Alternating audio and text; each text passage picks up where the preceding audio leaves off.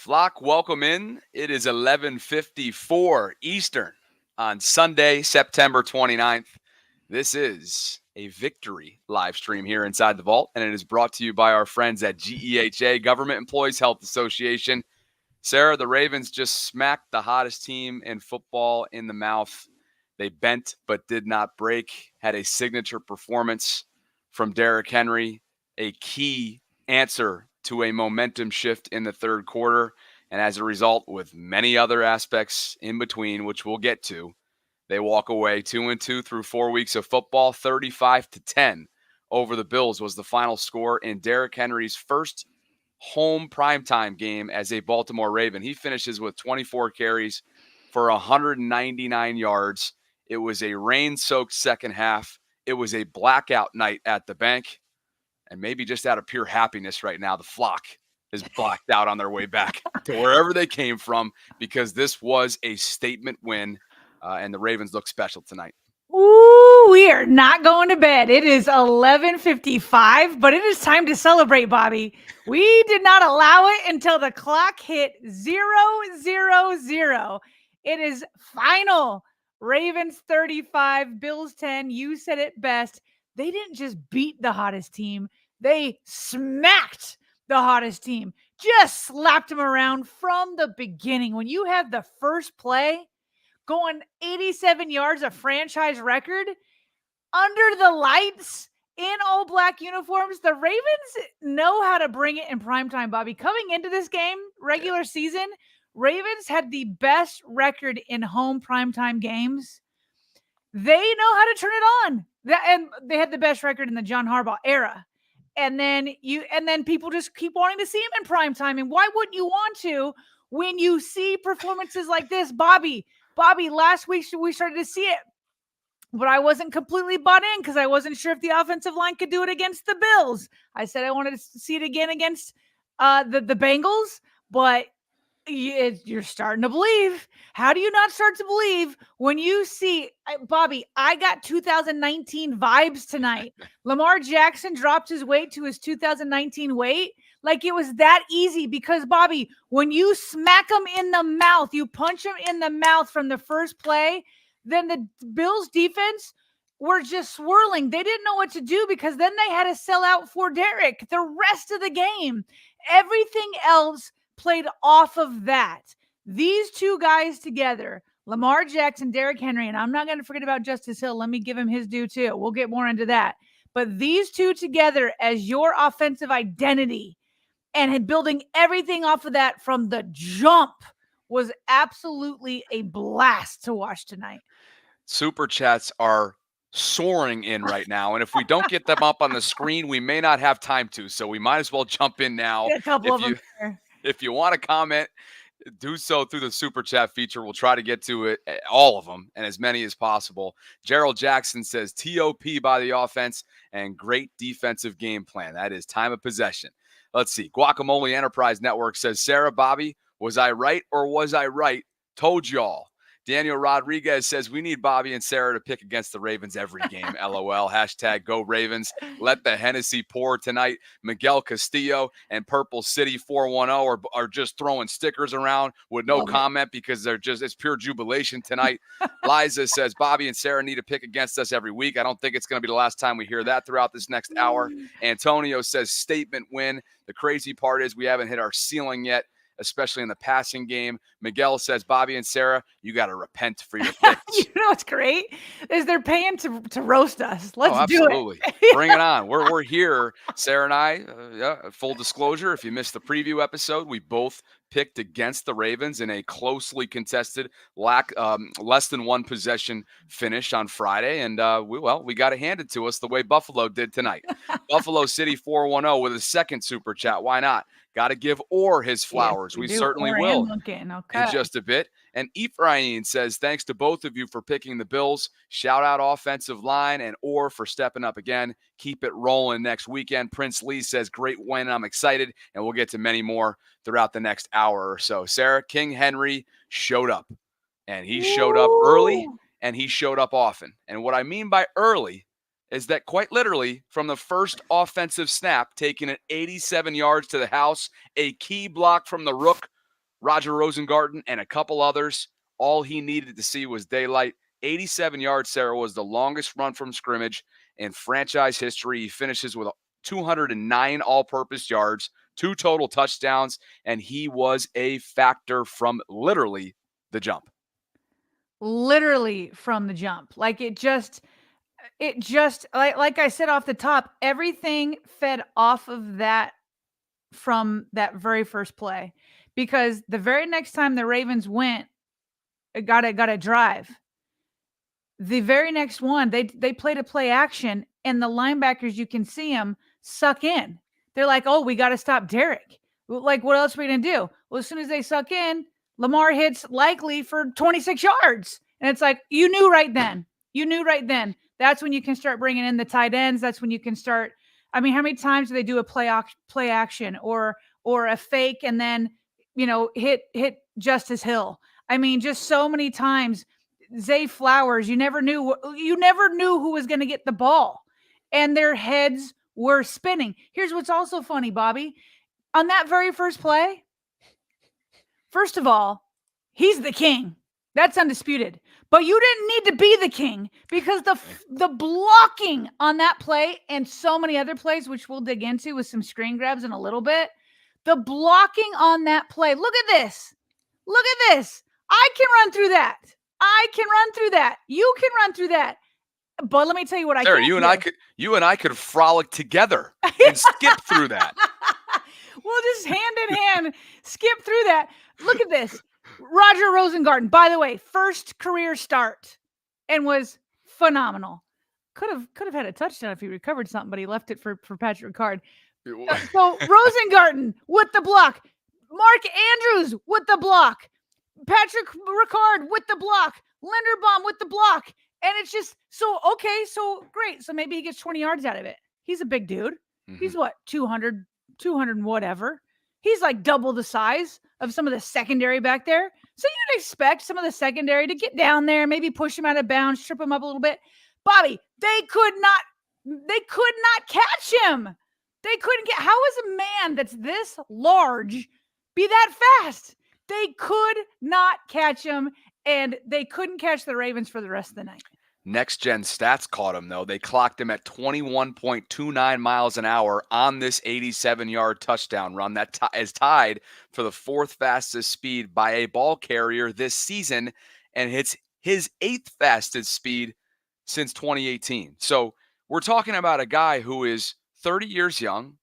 We know that there were some labels attached to him, that he is washed, that he is over the hill, that he's approaching the cliff. And so far through 4 weeks, Sarah, that cliff is in a land far, far away, because he is looking spry. He's looking like an ascending player, not somebody that's going the opposite direction, an ascending player. And that's what's most impressive about what this team has right now in store, because as much as we want to talk about the threat that is this running back room with Lamar on the side, of course, we haven't even added Keaton Mitchell into the equation. You mentioned Justice Hill as well. Oh my. Just less than 10 days ago, Eric DaCosta did one of his classic savvy in-season moves that kind of catches us all off guard, and it's an extension. It's a 2-year extension for Justice Hill, a homegrown player, somebody who has successfully recovered from a torn Achilles a couple years ago, and not only stuck around for a rookie contract, not only stuck around for a second NFL contract, but a third. And it's one that doesn't get the glamour. It doesn't get the limelight. But this is somebody who, you know what? Somebody corrected me today on Twitter, and I'm glad he did, and I'm forgetting his name, and I'm sorry. He said, you always refer to him as a glue guy. He's more than that. And you know what? That guy's right. Dude, I mean, it's crazy because he finished just 4 yards short of 100 total. And what's even crazier, yes, he's another running back, but he was the leading receiver tonight, Bobby. He was the leading receiver. He had 6 catches for 78 yards and a touchdown. Let me see if I have this. Okay, this is the craziest play from him. This picture back here that I just showed, that's his touchdown. That was I think it was like a 19-yard touchdown. And again, they were just like, at this point, I think this is the second drive of the game. At this point, like, Bills are just like spinning. They don't know what they're doing. They're dizzy. They don't know what they're doing. They don't know which way's up, which way's down, what's right, what's left, where's north, where's south. They don't know. This right here was my favorite play of the game, though.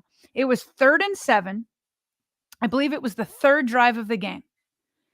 And on the left, look how far the first defender, Lamar dumps it off at 3rd and 7. I'm like, when I see it and I see the Bills defender right there, I'm like, you know what? Justice Hill, he's gotten the Ravens out of a lot of 3rd and longs. Okay. He's done that. But he's not going to make it this time. Look at this. Look at that defender right there on him. And he's still 6 yards short of the first down marker. Yeah. Plus, they got other guys coming. Well, what the heck do you know? He breaks this tackle from this dude who's in like perfect position. Then he got the first down, but at the first down marker, he does a spin move. Look at the Bills defender on the ground, just completely put in a blender, ends up on the ground. Then Hill takes it all the way to the 9. That's what set up Lamar Jackson's rushing touchdown, which I want to show here because, again, the blocking, shout out to the tight ends and Pat Ricard. They're out of control. So now it's 1st and 9 because of what Justice Hill just did. Lamar does a keeper, and look at this. Look on the left. The defenders are worried about Justice Hill on the very next play because of what he just did. So there's Lamar reads it, chef's kiss, perfectly. Reads those 2 Bills defenders, gets around them, then down the field. Look at Isaiah Likely and Mark Andrews. 2 phenomenal receiving tight ends. But they know what's going on here and what they're building in this running game. And they put their bodies on the line all night long, blocking for these dudes. You don't get 200 yards for Derrick Henry if you're not blocking. Justice Hill doesn't get 100 yards if you're not blocking. Lamar doesn't put up 50 in rushing and a touchdown if you're not blocking. Like, between Justice Hill and these tight ends blocking, you just appreciate what this team is doing and what they're building around and being completely selfless. Justice, his body control, his balance, the way in which his legs never seemingly stop moving and chugging is just tremendous. He has gone from a glue guy to an unsung hero to somebody who is a bona fide piece to their offensive puzzle. Thrilled for him. Hope that continues when Keaton Mitchell comes back at some point down the second half stretch. I don't even know what's going to happen at that point. Like, listen to us tonight. You had Keaton Mitchell in the mix. Holy criminy. There are so many mouths to feed, but as Mark Andrews said best, and we'll get to him in just a bit, because directly in terms of his involvement with the football as a pass catcher, he's a non-factor tonight. And yet the guy is mixing it up, opening up lanes. Same thing with Zay Flowers. Both of these guys combined for a catch for 10 yards, and that was Zay's. And yet you're blowing this team out of the gym, out of the stadium. We learned a lot about the makeup. From my perspective, we learned a lot about the makeup of this team, or perhaps some of you are thinking, no.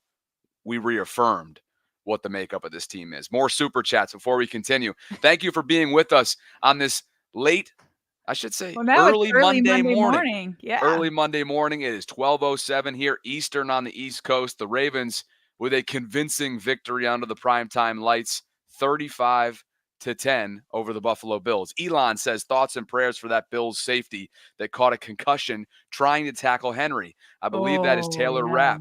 He left this game, Sarah, because he was the aggressor on Derrick Henry, as you have to be. You also have to go low. He did, and literally his thigh or quad put Rapp down. And yeah, so no doubt, Elon, but that just shows you the superhuman nature with which that Derrick possesses and that he runs with.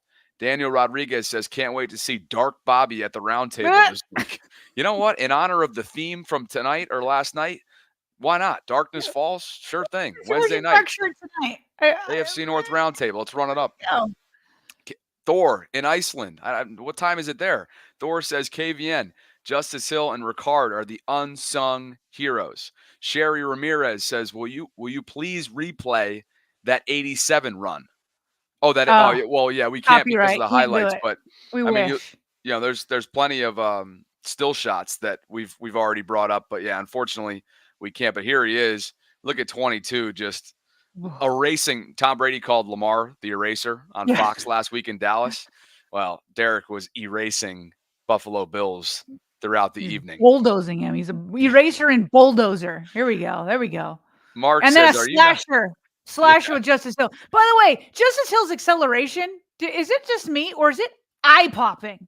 Yeah. It's just like when he catches on a screen or is being patient and then all of a sudden he sees a hole and then it's like, boom, 0 to 60 in like, a tenth of a second. It's just like, it's eye popping. It's eye popping. And it's just another testament of how it's like not everybody in this league gets there within year one. What year are we in with Justice Hill? I feel like it might be year 5 or something like that.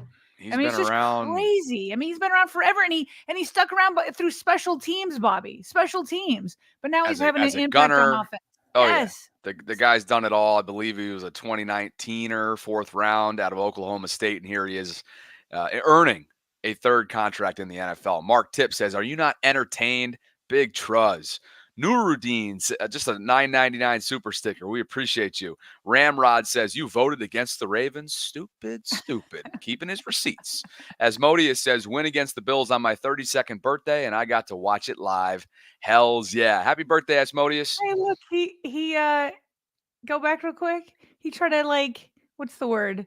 Edit out his curse word for us. Appreciate that. Thanks, Asmodeus. Tanashi says, "Having Kyle Hamilton and Marlon in the same secondary is starting to yield fruit. I like what I saw today. Let's build on this. Let's go Ravens." Believe me, we're going to, as we always do, we will shift gears and talk defense as always. Ephraim says, "Henry seems to make everybody excited to block." Chef Trez says, "Project Pat touchdown. Can it get some love?" It certainly can. Rave Kingdom says, "This is all we asked for. Play aggressive. Let's go." And Diesel Doctor says, "I'm not going to lie. I was worried all the way up to the 5-minute mark of the 4th quarter because of our past." My co-host probably agrees. "I'm excited to finally see the Ravens of old. Share, people. The best Ravens coverage out there." Yeah, Hey, if you followed me on Twitter, at about the 11 mark of the 4th quarter, I was like, I will not celebrate till the clock hits 0. And I repeated that, as many times as the characters would allow me. And now it's time to celebrate. I got a kick out of that. I really did. You have some scars, and you will tell us about those scars in just a bit. You say scars, I say wisdom. Sorry, go ahead, GEHA. Tonight's live stream, as every single post-game live stream is, brought to you by GEHA, Government Employees Health Association. We are so appreciative of their support of our show, and we hope that you guys will give them a chance to as well so you can learn a little bit about what they offer. And they have a message for you. They say, "Hey, Ravens flock, a new season is upon us." And that means another amazing season for the city of Baltimore, which certainly is representative of the evening tonight. And while your favorite team plans their future, the Government Employees Health Association, or GEHA, can help you plan for yours. GEHA has offered medical and dental benefits for more than 87 years, and they are designed to meet the needs of federal employees and retirees, military retirees, and their families. And with over 2 million members and counting, GEHA continues to serve those members and families who serve all of us every single day. GEHA is a proud partner of the Baltimore Ravens and providing health and dental benefits for federal employees since 1937. You can learn more by visiting GEHA.com/RavensVault. That is our new unique link, and it is currently pinned in the comments section. So go check them out. Tell them thank you for us, because they are making these post-game live streams powered. And again, you're looking at the screen share feature right now of the site. Super easy to use, balanced, and fantastic. Thank you, GEHA. And shall we continue, partner? Yeah, can we talk about, we're sitting here watching this dynamic duo of Lamar and Derrick Henry just coming alive. And so in the post-game broadcast with NBC, a sideline report, they've got both Lamar and Derrick Henry together. And the obvious question is, Lamar, what's it like playing with Derrick Henry? Lamar curses on live primetime TV because he's so happy to be playing with Derrick Henry. So he's like, "She," and then he's like, "I'm going to curse," and kind of cuts himself off. He's like, "It's King Henry. It's King Henry. It's wonderful." So then when it's Henry's turn to be, to have his questions asked for him, of course, she's got to ask him that too. What's it like playing with Lamar? Well, he's so dynamic and gives the defense so many problems. Then us in the locker room hanging out, it's fun. Like, I'm just so happy that somebody like Derrick Henry, who is used to defenses focusing on him, that he gets a little breathing room to have Lamar. And then we've got Lamar, who we all know because we've been watching, who's had to be Superman. And yes, he's always had a pretty good defense, but what weapons has he had? And yes, he's had pretty good running backs, especially 2019. I'm not going to disrespect Mark Ingram, who I know was in the house tonight, but it hasn't been a Hall of Famer like this. So these two guys, they appreciate each other. And I love that both of them are giving a hug to Josh Allen post game, which the Ravens productions caught there. But it was just cool to see these three stars, dapping it up and giving them love. But as I look at Josh Allen, we're going to get to the defense in a second. They held Josh Allen to 10 points. 10 points. The hottest offense in the league. The number one offense, by the way, in points per game. Defense held them strong. And then, obviously, on the offense, they did what they had to do.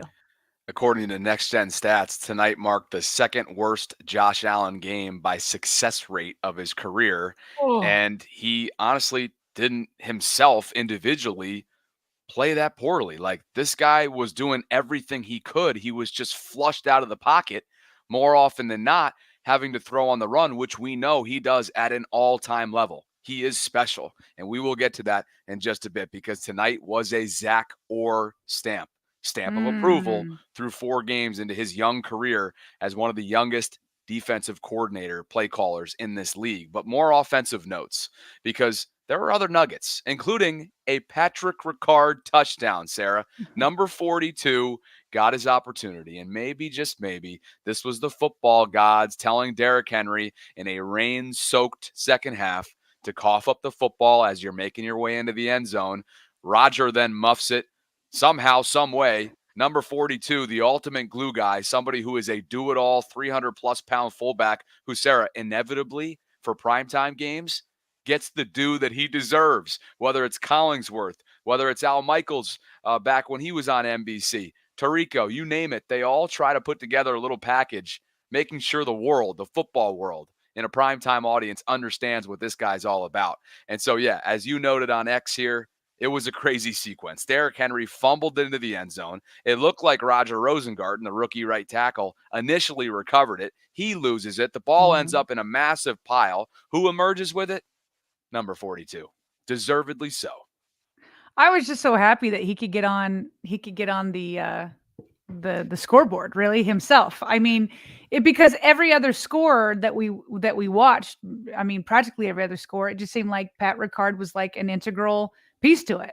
And as you pointed out, the league gives him love. Like, I just don't think there could be a more popular fullback. I mean, even more than Kyle Juszczyk out in San Francisco. They always have a package for him, and it's because he does a little of everything, and he's so happy while he does it. And he just, like, and why wouldn't you? How fun is it to just, bulldoze people? And now he's got Derrick Henry behind him. And prior to this, look, I also am happy he got this touchdown because, hold on, did I go too far? Prior to this, he took a cheap shot. Yes, he did. DJ Smoot with that unnecessary roughness penalty. Straight up need him in his face. Just need him in his face. What's funny is Ricard's so strong is while he was seated, he like pushes him away, and he like actually got some force in there, like from the ground. But it's just like another integral part of this offense that you just don't think of too much. Like, yes, he gets the packages because he's a fullback, but I guarantee you, other than Lamar, I bet Derrick Henry is most grateful for Patrick Ricard. How could he not be?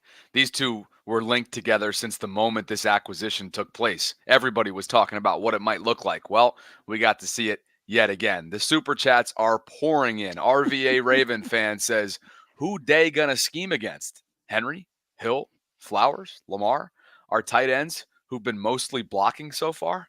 Good luck, Cincy. And I know Senior Burrow's donkey brain will F it up against our D. RVA is rolling tonight. Michael Sanders, thank you for your super chat. Ephraim reminds everybody to smash the like button, folks. And as we always mention, that does mean a lot just in terms of discoverability. Let's just get a quick update, Sarah, as I refresh the YouTube to see what we're doing likes-wise. We've got over 1,100 of you in here, and I actually can't see what the likes is where I am right now. So point being, if you could like the video, if you're enjoying the content, it really helps us out on the back end. Elsewhere, Dustin, throwing something in here as well. Thank you for your $4.99 super chat. Imagine this. 22 wears you down all game, and out comes Mitchell and LJ in the RPO and hits you with 4.2 speed. Tough to stop, not counting Ricard. Guacamole says, Speak said Josh was better. Don't disrespect LJ. And Gerald Jackson says, it's not what we did, but how we did it. Mixed calls. And there was a whole lot of that from Monk. He was in his bag, Sarah. Chef Todd Monken was cooking tonight. Absolutely cooking. Misdirections. And it just, you could feel it like it was all built on top of each other. Like, it's just like you could just see him, putting the dough together at first with a little foundation, and you get a little spice here, a little spice from Justice Hill, a little spice over here for Isaiah Likely. Oh, let me just throw in a touch of Lamar again, even though you're focused over here. Oh, a little spice of the offensive line. Like, it was just like, he was just cooking. He was just cooking everywhere he looked. He called such a great game tonight. And for those that were criticizing about, not keeping the pedal to the metal, he wasn't trying to hear that tonight. Chef Monken, he just kept cooking all night long. And I'm really looking forward to when we turn the page here to defense, talking. It's going to be a blend of both phases, both sides of the ball, because the way they bent but did not break, like I mentioned off the top, to me is one of the biggest takeaways from today, given what their Achilles heel has been, not only this year, but in years past. And they have Kyle Van Noy in part to thank because of that. Other notes on the offensive side of the ball before we go, I have one or two. Mark Andrews dropped the lone target that was thrown to him, and it was a breadbasket type of catch, type of throw, I should say, put in there by Lamar. It was your classic looking upfield, kind of your body moving before you actually secure the football. Again, another great day for him as a role player in terms of the complementary football that's needed to open up lanes and block and be an unselfish player. But in terms of Mark, the pass catcher, Mark, the third down chain mover, Mark, the security blanket, not somebody that we've been all too familiar with over his seasons in Baltimore with Lamar so far through 4 games. Yeah, it was definitely look, in his defense, he may not have been expecting a ball thrown his way. Okay. He's gotten I think he had 6 total targets coming into this game, something like that, certainly single digits, whereas Justice Hill had 6 targets just today. And so it's like one of those things where you're excited because he knew that there was a ton of room ahead of him, and he just started to turn, getting ready to run up the field before he secured the ball. So you don't normally see that from a guy that's been an all-pro. But obviously he needs to get back into his groove. But yeah, he dropped the single one. Isaiah Likely only had 2 targets. He had the 1 catch for 26 yards.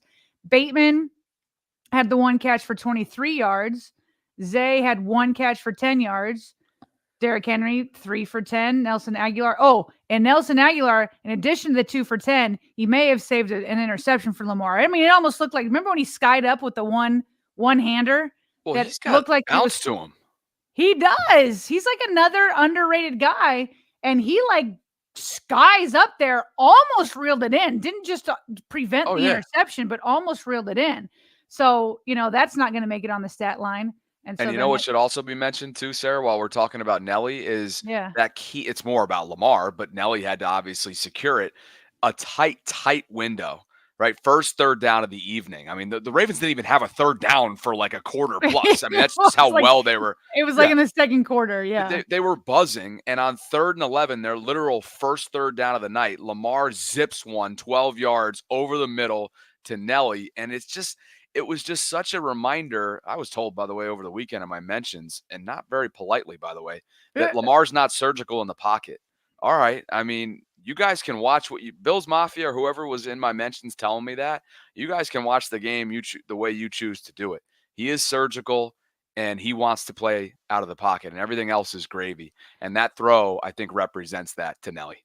For sure. And Lamar with another crazy efficient night. It's another reason why I felt like it reminded me of 2019, where he only attempted a pass 18 times. Yeah. But he completed 13, got 156 yards, 2 touchdowns, and a quarterback rating of 135.4.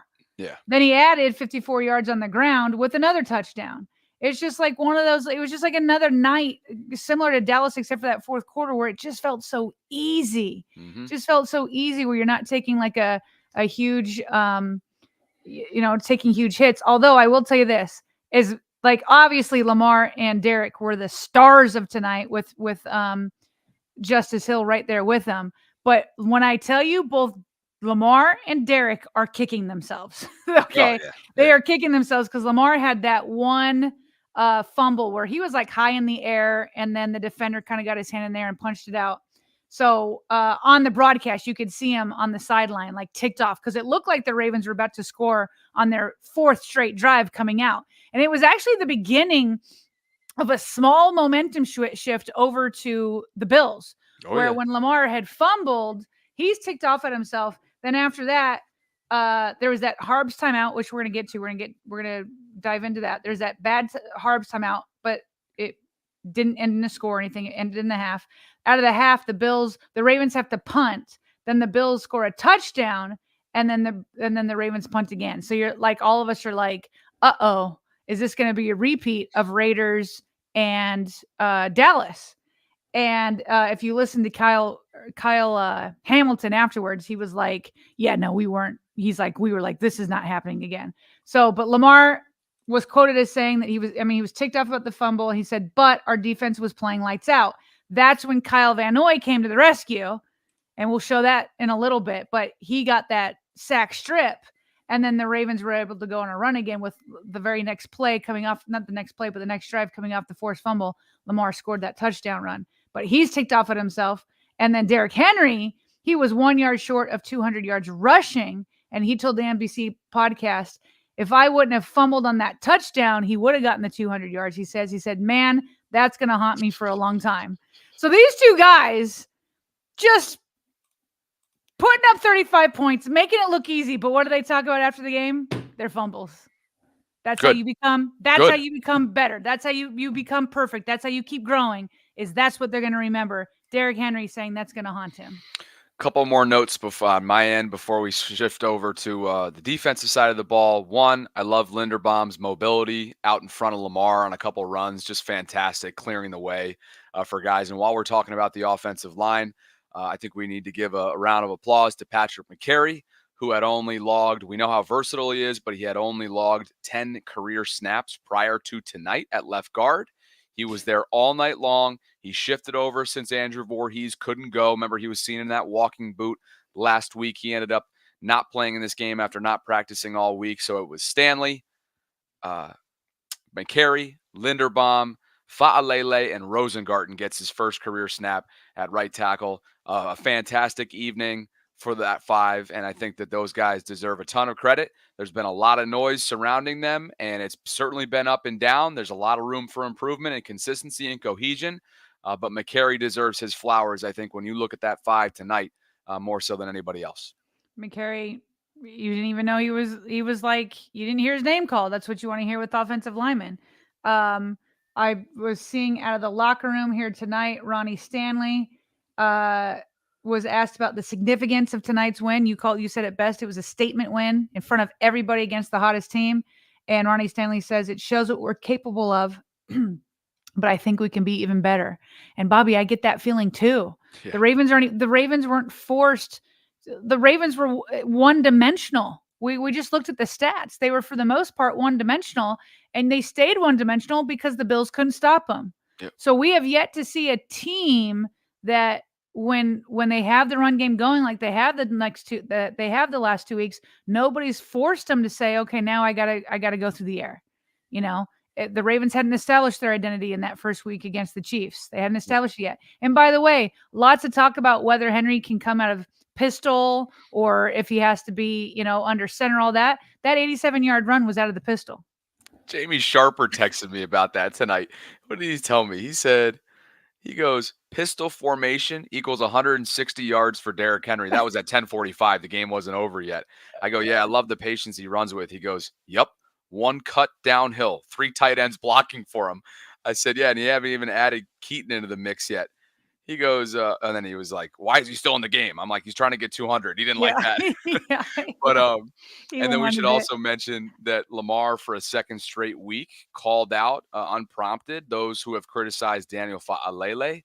He noted Aha. that the offensive line as a group has allowed just one sack over 2 weeks. Now there haven't been a lot of dropbacks, but he's going out of his way, Sarah, to kind of like take I was blame, back build his again. guys up, right? And so this is defiant Lamar, and there's layers to it, leadership Lamar, whatever you want to call it. But back-to-back weeks of him kind of taking the sword. One more thing from since we're talking about offensive line, Tyler Linderbaum on the 87-yarder. We all knew that was going to be the first play call if we got the look because it was a trap, which I don't think they had run yet. So they all knew that was scripted. Okay. Yeah. Oh yeah. So, and that's partly why Monken may have been in his bag for so long is because the script he probably had for the first drive, he didn't Yeah. even get through his first drive script till like the fourth drive because Right. they were just like rolling, just absolutely rolling. So anyway, back to this. We all knew that was going to be the first play call. If we got the look, we're going to run it. If we didn't, we're going to can it. We got the look, and I think everyone did a good job of blocking. Amen. Oh, isn't that like there's just got to be poetry for these guys where they're like, please, please, defense, please do this, and then they do it. You're like, here we go, Oh, right yeah. down your throats. For sure. But yeah, I think that's all the offensive notes for me. Just a blast to watch. More super chats before we talk defense. Rave Kingdom says, respectfully, Sarah, he may not have knew the ball was coming to him. Is a quote maybe you had said earlier on, is a horrible excuse. Still believe in him, but he's got to get his you-know-what together. Who's he Oh, referring come on. to? That was a joke. Come on, Rave. Who's he referring to? Mark Andrews. Oh, I'm sorry. Okay, yeah. Dustin says, throw to Bateman for a drop touchdown was also a dime. Yeah, that was in Bateman's hands. Now, what happened Well, no, on he that got play? called for holding, remember? Defensive holding? Defensive holding, yeah. And on the yeah. replay, you could see it. Like the guy had his jersey hanging out to here. You can't see it because it's all dark. But he had a handful of that jersey. Yeah. I think Bateman would have gotten away. And anyway, so he drew the defensive holding, and it put him in a first down situation. And I think they ended up scoring anyway. Joey says the disguised defense by Orr was beautiful. We're going in that direction right now, Joey, I promise. And Diesel Doctor says only 237 likes. Come on, folks. Smash that like button right now. We're up to 384, but we've got over 1,100 of you watching. So again, I hate to be a broken record, but it really, really helps us out on the back end. So if you enjoy us as a duo, if you enjoy our channel, if you enjoy what we're building and you're feeling good tonight, please like that video. It really, really helps out. So defensively, 10 points. The hottest team in the NFL was limited to tonight, Sarah, on a rain-soaked second half M&T Bank Stadium. Kyle Hamilton finishes with a team-high 7 total tackles, 6 of which were solo. Marlon Humphrey had 6 and 4 of which were solo, along with a pass deflection. Marlon was flying around, Sarah. And here are the full numbers in terms of team-wide. How about Kyle Van Noy? This is a guy who is on the other side of 30. This is somebody who has had a chip on his shoulder for quite some time, and he probably had the biggest play of the night defensively because, again, when I said off the top, this is what I was referring to when I said the Ravens bent but did not break. And in a lot of ways, it's KVN sort of answering the momentum shift. You knew there was going to be a shift at some point in the second half. And credit Joe Brady and company, Sean McDermott and company, for coming out of the second half, not only leading to 3 and outs for the Ravens, but kind of getting some life to them. And you're thinking, all right, here we go. Are they going to be able to weather the storm?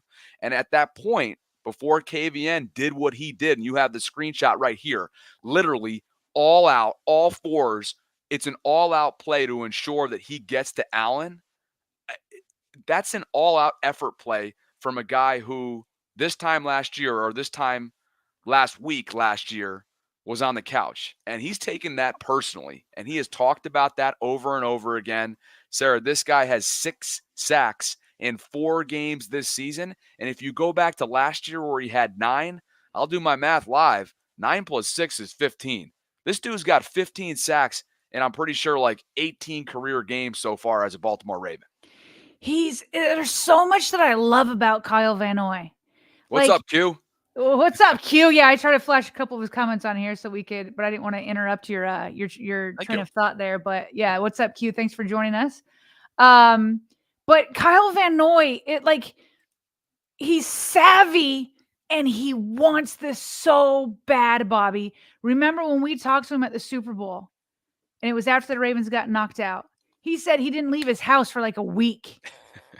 Like, this man is no joke. He's 33 years old. He knows what opportunity is in front of him. And on that play, the Bills tried trickery. Oh, yeah. And it didn't matter, like, if they had handed it off or did follow through with their trickery, like, he was going to blow up the play either way. Mm-hmm. Like you said, where he's, like, diving in the air to get that ball when Allen brings his arm back. Yep. It just is like, and then he had the sack earlier. He was asked earlier this week, like, do you feel like you're kind of on a heater? And he's like, well, I always feel like I'm on a heater. Well, no fake when you just keep coming. I mean, he had double-digit sacks last year, as you said, coming off the couch. Here he is. Oh, yeah, like nine last year. No, in my mind, it's double digits. All right, screw it. Double digits. You know, he would have had double digits if he got to play the whole season. Then what's crazy is I thought David Ojabo played well. How many times did we see Josh Allen running for his life? And Bobby, the only touchdown they got was when Josh Allen had to he tried to put on the Superman cape all night, but it only delivered once when he was running out of bounds and threw up a prayer and it was answered. That happened once, but how many other times was he running for his life? Whether it was Travis Jones, this big man who had a phenomenal dominant game with Michael Pierce down, or it was Kyle Van Noy running him out of bounds. It was David Ojabo. It was Odafe Owe. Like, it was just non-stop. Like, Allen couldn't catch a break with these guys. And I love having this veteran leadership with Kyle Van Noy. And here's what's crazy, Bobby, is now on the practice squad, they got Yannick Ngakoue. Just chilling there, waiting. Just chilling. Just like, let me know when you're ready, coach, and I will just add to this madness. But to have this offense, Josh Allen finished. What did he finish with? 29 attempts, by the way. So almost 30 attempts. Only completed half of them at 16. For a $180? Mm-hmm. Josh Allen finishing with a $180, 0 touchdowns. He did continue to stop with his interceptions. Finished with a 73.9 quarterback rating. Then on the ground, who apparently, according to Acho, what's Acho's name? Whatever his name. Emmanuel Acho, trying to come out here saying that Allen's as good of a runner as Lamar. I don't know, man. Five attempts, 21 yards. I mean, they're two different guys. I don't want to I'm not trying to bury Josh Allen, but that was a silly comment. So he finished with just barely over 200 yards total and no touchdowns through the air, no touchdowns on the ground. From him specifically. I mean, the defense just absolutely, I'm sure, was totally embarrassed by what happened against Dallas, was embarrassed by what happened against the Raiders, and they just wanted to show the world on prime time, like, that's not who we were. And I saw that you saw, what did Rex Ryan say? Because you caught that video. Before this all happened, Rex was like, don't be fooled. This defense is better than the way they look. Well, what Rex said is aging like fine wine, and this is what it is right now. Listen to it. Oh, nice. Ravens are the best team in the NFL, and I get it. They're 1-2. You heard the stat about the worst pass defense in the league. I ain't buying it. You got a coordinator that's coaching out of a book. It's going to take him a little while to get caught up to speed. I'm just telling you, the defense coordinator for the Ravens, Orr, I believe, Zach Orr. But anyhow, I mean, I'm just why are they the best team in the league? They're the best team in the league because nobody can stop their run. Yeah. All right, and they figured it out. You got Derrick Henry, by the way.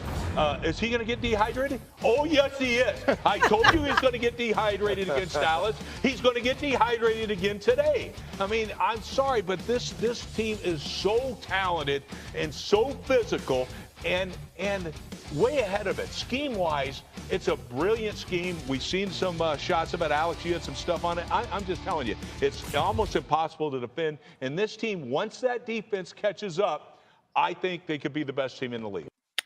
That was said on Sunday NFL Countdown, and I'm just sitting here in my studio. studio. This game. It's before the game. Rex sticks his neck out there, and that's some vindication right there. Some Rex is going to have a victory dance in the morning. And you know what I might do as a result? What's that? Text him. Oh, you should. Now, last time you got a no thanks. See, but Bobby doesn't get deterred. Here's what's great about you. The reason why you're able to book people is because like you really just like don't get deterred. Like I'm just like, oh, they said once, I'm gonna leave them alone. They said no once, and Bobby's like, nah, I got this. That follow up to him is gonna feed families tomorrow morning. Cannot wait. Wait, real quick on Rex. First of all, he called it before it happened, but also that's a 180 from what he did to Mike McDonald a year ago or 2 years ago, whatever long it was. And like this time, he's like, nah, he's gonna get it. He's gonna get it. Just give him time. And we talked about Chef Munkin. What do we call Zach Orr? I don't know what to call him.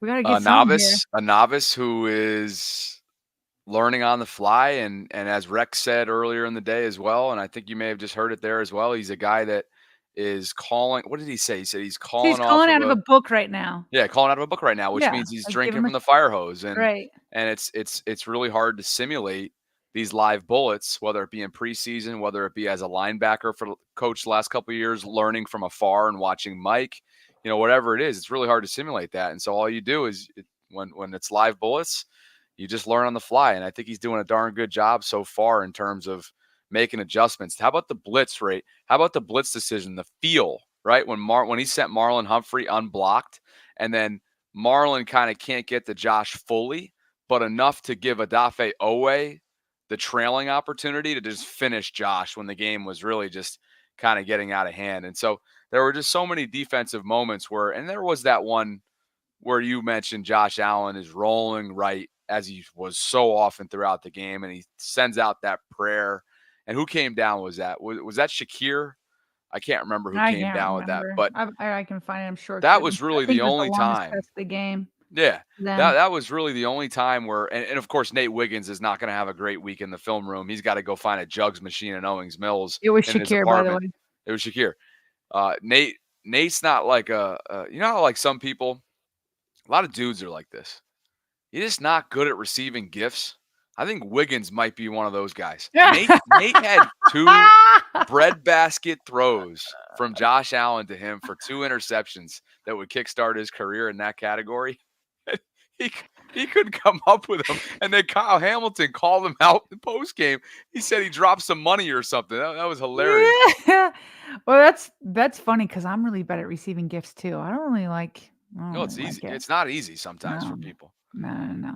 So. I don't like it. But that was a great analogy because there was a couple times. It's like oftentimes like when defensive backs are dropping, it's like, well, now I know why you weren't a receiver.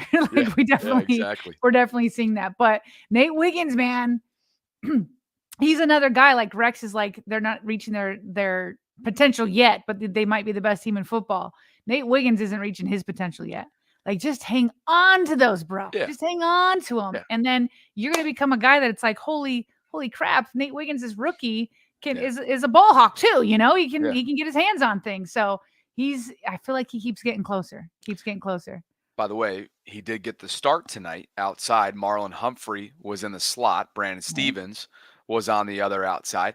And while we're talking about Brandon Stevens, Keon Coleman got the better of him twice in man coverage on the Buffalo sideline. Josh liked that look. And if you're going to nitpick the defense, Brandon had sticky coverage. It's just better offense and better surgical throwing from Josh Allen. Keon Coleman, sort of your NBA big body guy. Like he may have played in college. I think he played college basketball for a little while. Anyway, he's sort of like he was the media darling this offseason.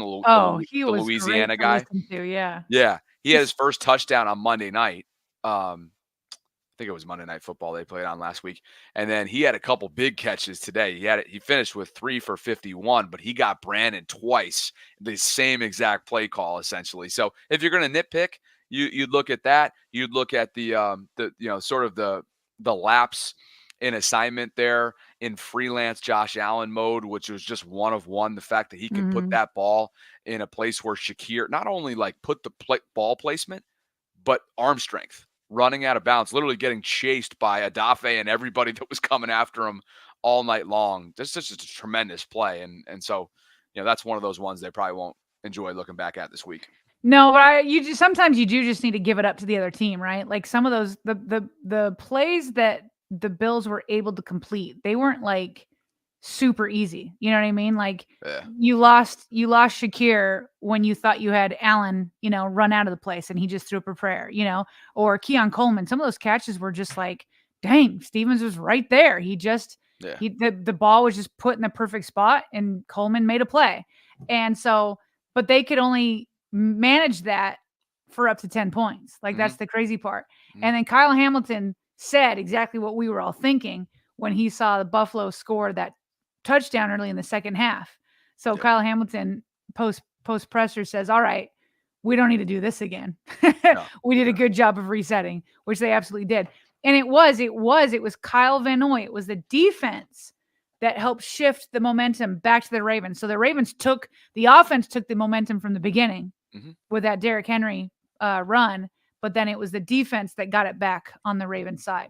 And that's exactly what you want to see from a defense that was, has been blasted, especially because they were number 32 coming into this game in pass defense. And so to do this to Josh Allen, I mean, it's one of the reasons why I picked the Bills is that I just was like, I just don't know that this pass defense can stop Josh Allen in the fourth quarter. Sure. And woo, more. Was I wrong? Oh, you and me both there, partner. A couple more super chats are coming in here. Adam says the new math came out tonight.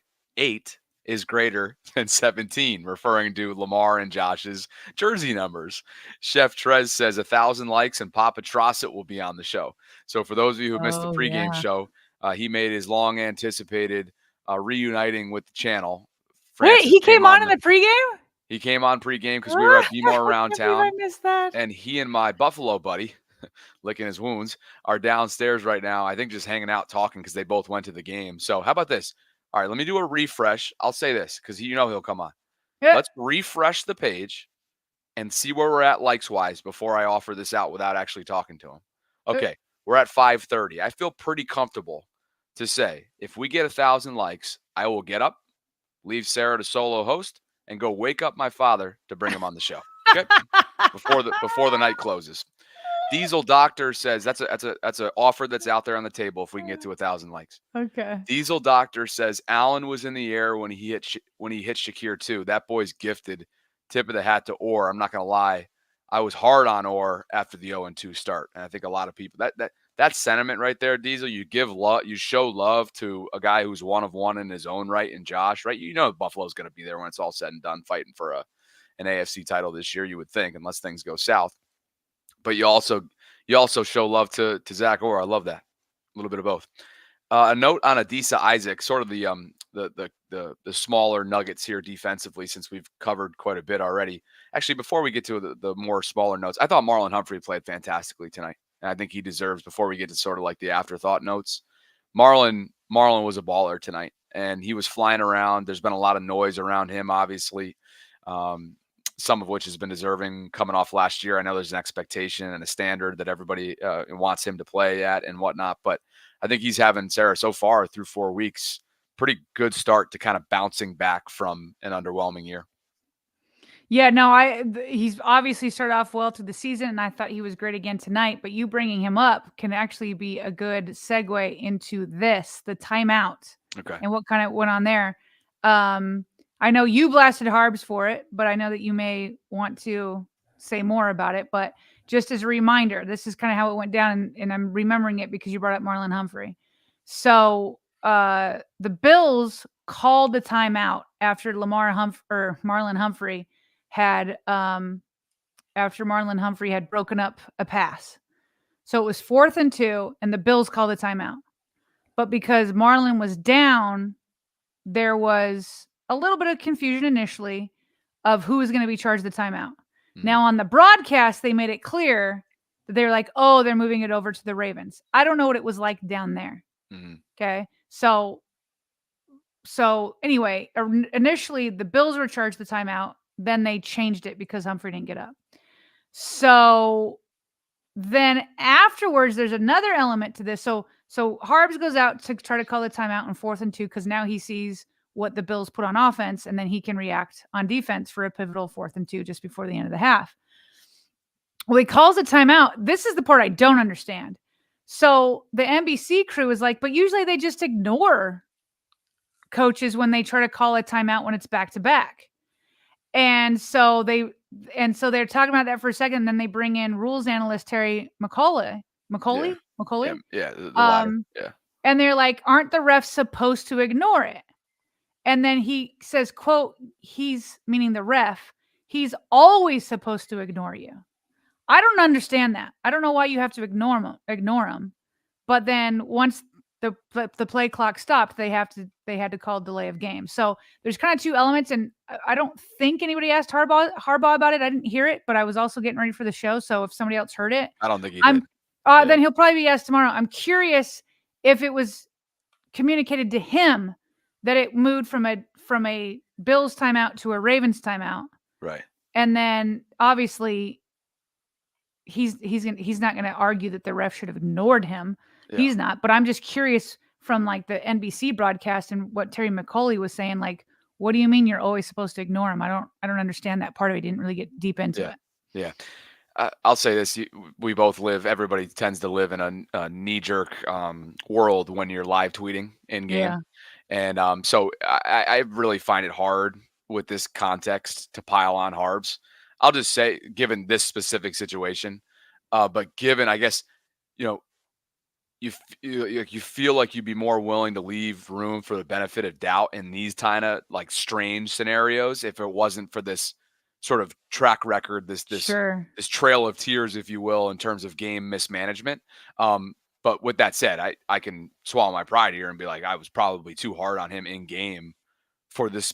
This is bizarre, right? This is just very a weird unique situation. Yeah. So. But to your point, there's a history there, and it's kind of funny because I saw a tweet earlier today. Somebody in Ravens flock on Twitter retweeted it, but somebody in the Steelers fan base was trashing Mike Tomlin for the exact same type of thing.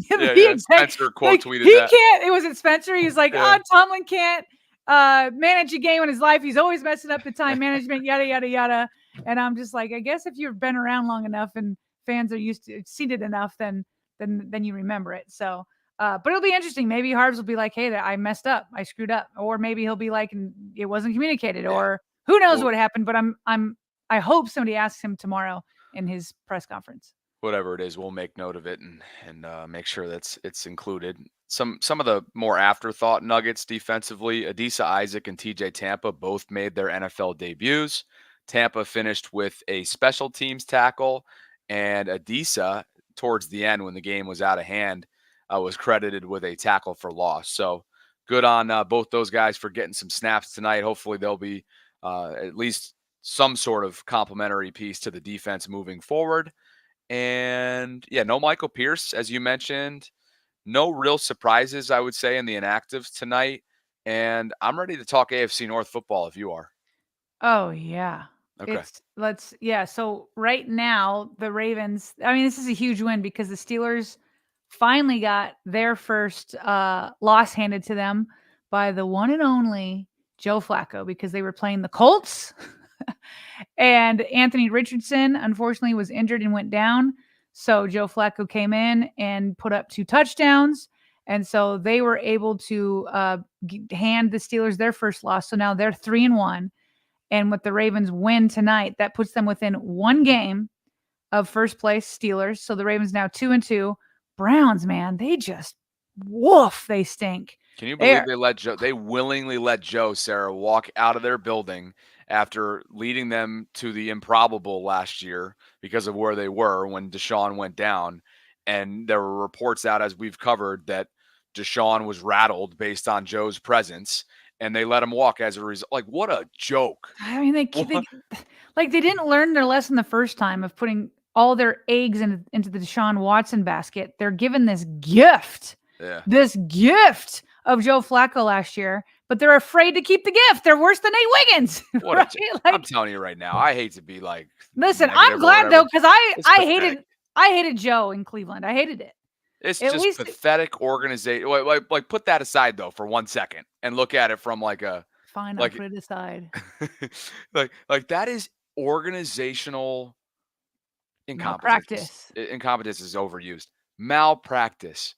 keep him in the building. I know he's closer to 40 and on the back nine of his career than anybody else in this league right now, but he is a winner. He's still a gunslinger. He is a game manager and then some. He's got tremendous experience under his belt. I just don't understand that decision. Bottom line is Cleveland and Cincy at the bottom of this division through 4 weeks at 1-3 overall. Indianapolis gets it done. Hands Pittsburgh its first loss of the season, like you mentioned, and then the Bengals get on the board. Though, real quick on the Flacco thing. Yeah, Bengals get on the board against Carolina. Carolina to me is the ultimate. Well, not the ultimate, but this year it seems like Carolina is one of those get right opponents, right? Yeah. Like you need a win. Oh, thank you. I've got Carolina. Yeah. But let me also say this about the Joe Flacco. Mhm. When I tweeted out his numbers from the game today, Gowie. He replies to me on Twitter and he's like, shoot, bring Joe Flacco back to the Ravens. And I said to him, listen, in the past, I always thought that it wouldn't be possible because Lamar and Joe Flacco have two complete different quarterback styles, obviously. Yeah. But then if you're going to go draft Devin Leary and use him as like your next developmental guy, and that's what they've done is they're drafting like these late round guys like, remember, they did it with Tyrod Taylor. They did it with Snoop. He was an undrafted guy. Like they're getting either late or undrafted guys, and then you develop them into your backup quarterback. So if we're going to have a guy like Devin Leary, then shoot, bring Joe Flacco back. And I think obviously Joe's got a job right now, so that's not possible. But Joe's, I'm sure, going to be a free agent again. And you know Joe as well as I do. He's going to want to play as long as somebody will give him a job. I think he's still got great feelings for the Ravens. There's no hard feelings. He's not that kind of guy, even though he was traded from here. Like, I'm here for it. Let's reunite him just so that I can stop not cheering for him because he's in the AFC. Okay. But today I could because he took out the Steelers. Let's talk about that Bengals win because they are on the board, like you mentioned, and just to kind of give you more than what we've already given you. 34-24 is the final in Carolina. The Andy Dalton would be awesome, like revenge game wasn't, it just wasn't going to happen. Since he 34-24, 1-3 overall now. Burrow goes 22 of 31 for 232 yards, 2 touchdowns, and a pick. So they at least keep their season alive. I mean, 0-4 is pretty much SOL. So that was that. And then we also have a couple other notes as well, just around the league, because Kansas City got some rough news here with Rashee Rice. He is feared to have suffered a torn ACL. He torched the Ravens, by the way, in the intermediate passing game, the middle part of the defense on opening night. And who ended up winning this game, by the way? Oh, the Chiefs, 17-10. Chargers couldn't get anything going. That's come on, LA. Are you serious? You hold them to 10 or 17 points and you can't win? And Rashee Rice, when did Rashee Rice leave the game? I don't know, but that doesn't look good for him. And that's a lot because remember, Marquise is done for the year, Sarah. So I know they might have to figure something out here in terms of who they're bringing in, who they're going to turn to. I know did they bring back Kareem Hunt? I think they did. So yeah, they did. Let's see who led the way for them pass catcher wise. Oh, Kelsey had his breakout game. He had 7 for 89. Worthy had 3. You watch, Worthy's going to become like a number one for them. Yeah. 3 for 73. Noah Gray, their tight end, 4 for 40. Yeah, they got a Worthy and Kelsey will probably be enough to get it done. But no, it's funny. Speaking of Steelers fans were complaining about Tomlin and his in-game management.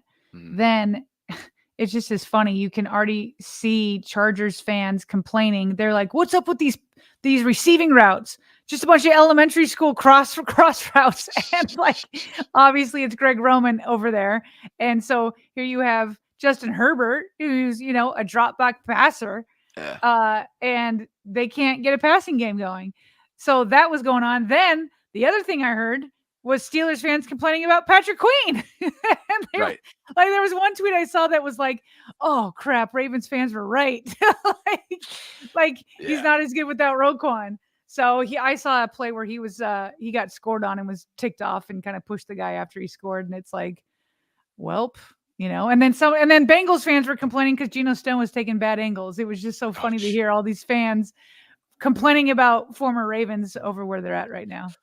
PQ, tough sledding there, tough sledding start, but his team's atop the division through 4 weeks. Right. So that's the reality of it. And Ravens obviously coming up next, Cincinnati Bengals. on the road coming up on Sunday. I believe that's a 1 o'clock game, if I'm not mistaken. So, yeah, 1 week from today, that's what we'll be doing. And of course, we'll have a Monday Ravens lunch hour live stream for you coming up in just a few short hours. Let's see. Are we all set? Diesel Doctor dropped in another one for us. Okay. Allen was in the air when he hit Khalil Shakir. Oh, and I already mentioned this. Yeah. So, I think we're pretty much caught up to speed here, partner. Great show. Speed, man. This is just, I can't even believe what we just watched. Yeah. Tonight I'm was like, oh, statement win for the guys, and just kind of a glimpse into what the 2024 squad, could look like and maybe will look like from this point forward.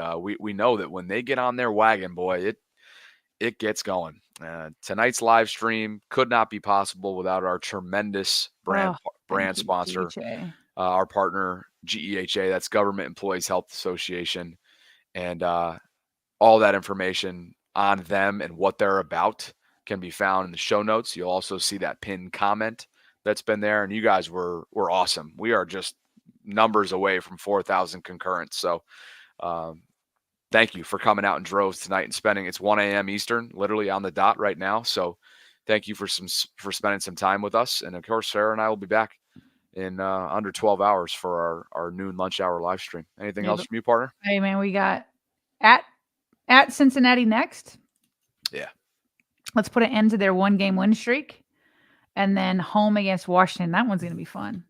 But I can't get too ahead of ourselves. Well, the Commanders blew out Arizona today, which is cool for Cliff Kingsbury because he's the new offensive coordinator and he used to be the head coach of the Cardinals. So that's awesome. And Jaden Daniels is a dog. So no longer a game that you circle. Man, who knows? The Ravens might, but no longer a game I think I would feel comfortable circling as a guaranteed win because of what they're doing in the new era. So with that, Diesel's continuing to throw in super chats for us. I was really hoping Ravens West would have won. Yeah, they could have done the Ravens solid, right? I mean, it's so Joe Flacco did his job.